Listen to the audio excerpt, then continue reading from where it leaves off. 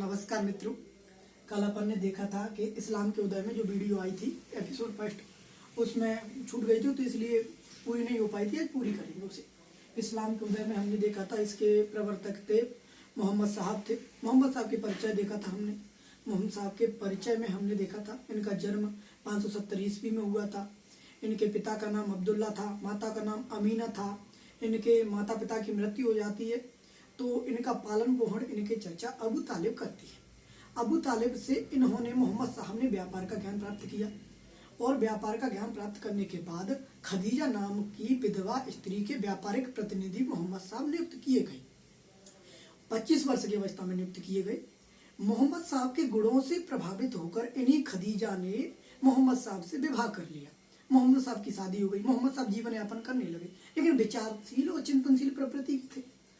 विचारशील और चिंतनशील प्रवृत्ति के थे तो मोहम्मद साहब विचार करने के लिए, चिंतन करने के लिए एकांत में जाया करते थे।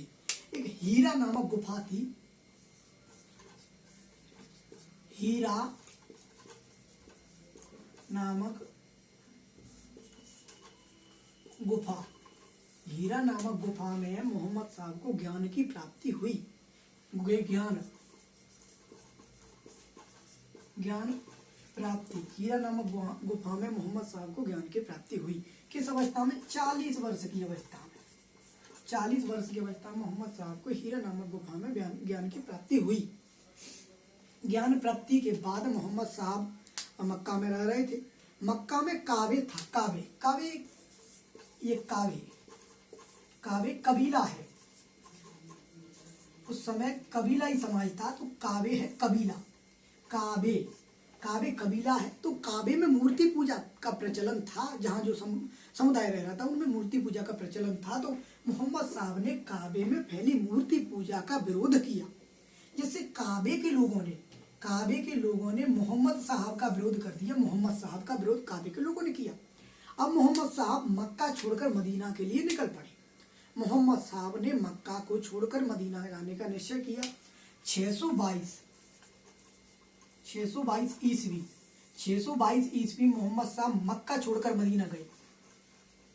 मक्का छोड़कर मोहम्मद साहब मदीना गए। मोहम्मद साहब मक्का छोड़कर मदीना गए 622 ईस्वी में। अब मक्का छोड़कर 622 ईस्वी में मदीना गए। जिस दिन मोहम्मद साहब जिस वर्ष मोहम्मद साहब मक्का छोड़कर मदीना गए, उस वर्ष से शुरुआत होती है हिजरी संवत की। तो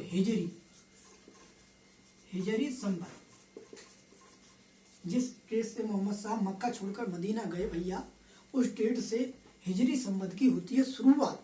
अब कभी कभी मोहम्मद साहब की मृत्यु के बारे में पूछ लेता है, तो मोहम्मद साहब की मृत्यु होती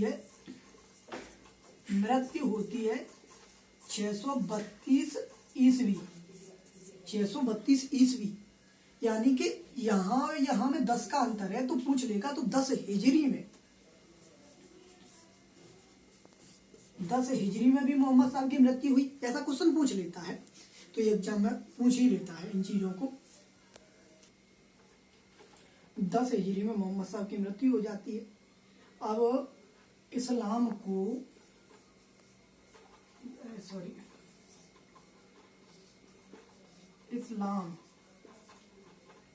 को मानने वाले कहलाए मुसलमान। इस्लाम को मानने वाले मुसलमान कहलाए, ठीक है। और कुरान मुसलमानों का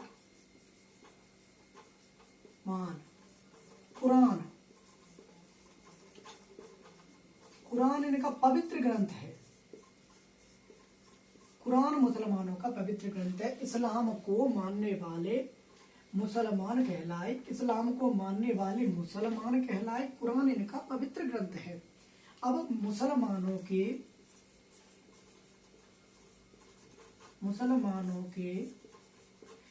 5 प्रमुख कर्तव्य बताए गए हैं। 5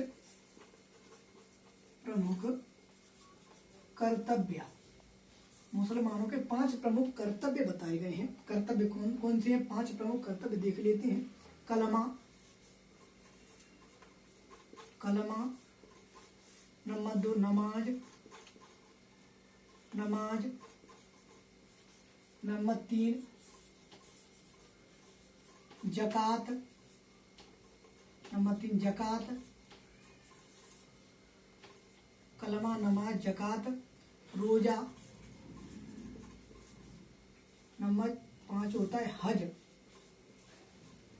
कलमा, नमाज, ज़कात, रोजा, हज।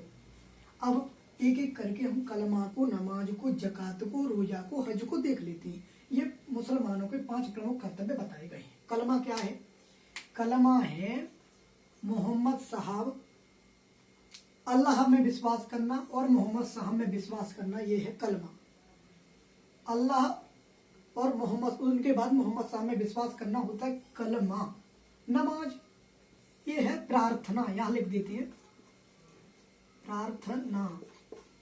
नमाज है प्रार्थना, जैसे हम प्रेयर करते हैं हिंदू धर्म में, वैसे ही मुसलमान धर्म में भी प्रार्थना करते हैं, उसे कहते हैं नमाज। प्रत्येक मुसलमान 5 बार नमाज अदा करता है। और ज़कात ये है एक धार्मिक दान।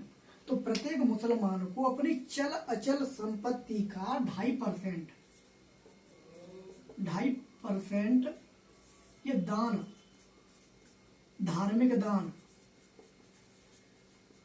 प्रत्येक मुसलमान को अपनी चल अचल संपत्ति का 2.5% ज़कात के रूप में देना होता है। रोजा क्या है? तो रमजान के पवित्र पाक महीने में सूर्य उदय से लेकर सूर्य अस्त तक उपवास रखना रोजा कहलाता है। रमजान के पवित्र पाक महीने में सूर्य उदय से लेकर सूर्य अस्त तक उपवास रखना रोजा कहलाता है। हज प्रत्येक मुसलमान को अपने जीवन काल में एक बार मक्का की यात्रा करनी चाहिए, ऐसा माना जाता है, पवित्र माना जाता है। प्रत्येक मुसलमानों को अपने जीवन काल में एक बार मक्का की यात्रा करना हज कहलाता है, हज कहलाता है। अभी हमने देखे थे मुसलमानों के 5 प्रमुख कर्तव्य। अब अपन देख रहे हैं खिलाफत और खलीफा। खिलाफत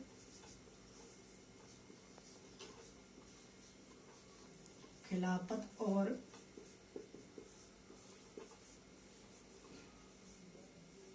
खलीफा, ये कॉन्सेप्ट और देख लेते अपन। खिलाफत और खलीफा।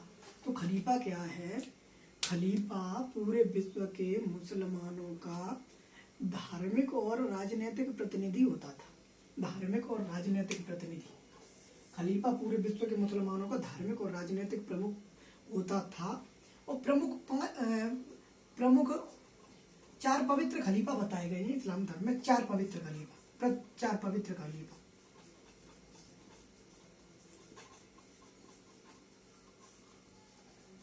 हाँ, खलीफा का स्थान मोहम्मद साहब के बाद आता है। अल्लाह, मोहम्मद साहब, खलीफा।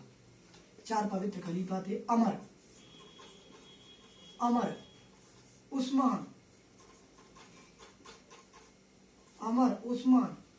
तो 3। अमर, उस्मान, अली। तो ऐसे पढ़ेंगे अपन। अबू बकर, एक और है अबू बकर, यहाँ लिख देते हैं अबू बकर,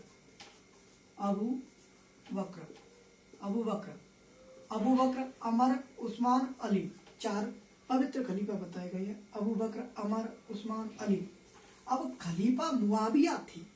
खलीफा मुआविया ने अपने इनके बाद खलीफा आते मुआविया। ये तो 4 प्रमुख खलीफा हो गए। इनके बाद खलीफा आते हैं एक बाद के समय में मुआविया। खलीफा मुआविया,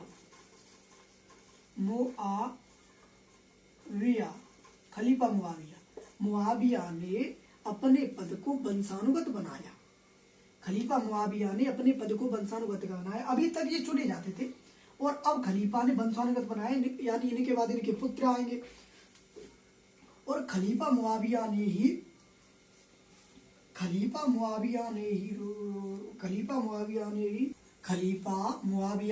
अपने पद को वंशानुगत बनाया और अपने पुत्र यजीद को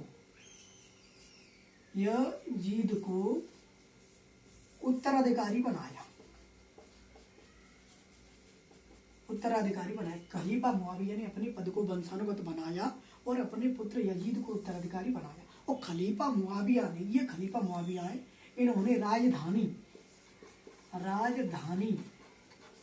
इन्होंने राजधानी मक्का से दमिश्क कर दी।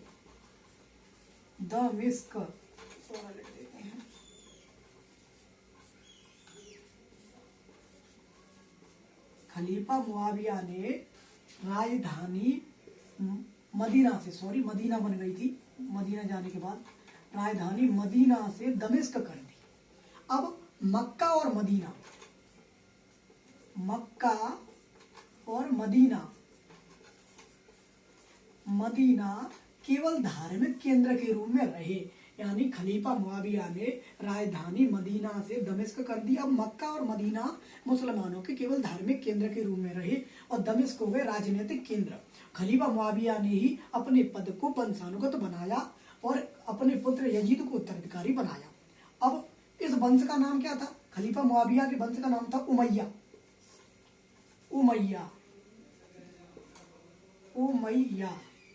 खलीफा, इसके वंश का नाम था, मुआविया के वंश का नाम था उमैया। अब यहीं से अपन भारत में भी यहाँ का इनका प्रवेश होगा, तो सुन लेते हैं। उमैया काल में ही इराक के गवर्नर हज्जाज बिन यूसुफ, इराक के गवर्नर का नाम था, यहाँ लिख रहे हैं, इराक के उमैया काल में इराक के गवर्नर थे हज्जाज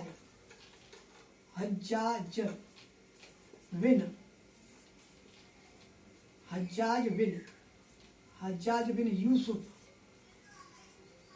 इराक के गवर्नर थे हज्जाज बिन यूसुफ। उमैया काल में इराक के गवर्नर हज्जाज बिन यूसुफ ने सिंध पर आक्रमण के लिए मोहम्मद बिन कासिम को नियुक्त किया। क्यों किया वो अगली बार उसमें देखेंगे, लेकिन यहाँ बता ही देते हैं कि हज्जाज का व्यापार होता था श्रीलंका से आ रहे जहाजों को देवल के डाकुओं ने लूट लिया और इसीलिए सिंध पर आक्रमण करने के लिए हज्जाज बिन यूसुफ ने मोहम्मद बिन कासिम को नियुक्त किया। जिस समय आक्रमण किया गया था 712 में, उस समय खलीफा वलीद थे। जिस समय आक्रमण किया गया था उस समय खलीफा थे वलीद, थे।